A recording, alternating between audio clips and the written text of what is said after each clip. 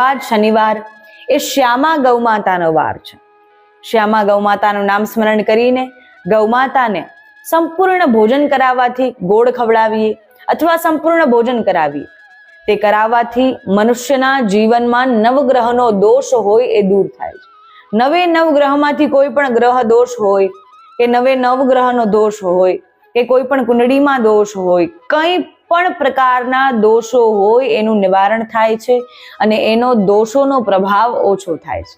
કંઈ પણ ગતજન્મના અપરાધ હોય, કંઈ પણ એવા આપણાથી પાપ થયા હોય, એ પાપોનો નાશ થાય છે અને મનુષ્યનો પુણ્યોદય થાય છે અને જે પણ શનિનો બાહ્ય પ્રકોપ છે તેનાથી આપણે બચી શકીએ છીએ, તેના પ્રભાવ આપણા પર પડતો નથી. તો આ પ્રકારે 7 વારના દિવસે ગૌમાતા જ છે, ગૌમાતા 7 દિવસોમાં છે. 7 દિવસોમાં હવે આપણને વિચાર આવ્યા, કામધેનુ, સુરભી, બહુલા, કપિલા, એ બધી ગૌમાતાઓ શોધવી ક્યાં? ક્યાંય શોધવાની આવશ્યકતા નથી. કેવલ પહેલા મનમાં નક્કી કરો, મનમાં શોધો કે મારે ગૌમાતાની સેવા કરવી છે, મારે ગૌમાતાને ભોજન કરાવવું છે.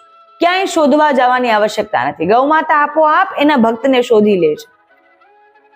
તો આ બધી ગૌમાતાઓમાં આ ગૌમાતાઓનો ભાવ કરવો. જે પણ ગૌમાતાને આપણે ભોજન કરાવીએ, જે પણ વારે આપણે ભોજન કરાવીએ, તો આ ગૌમાતાઓનો ભાવ કરવો.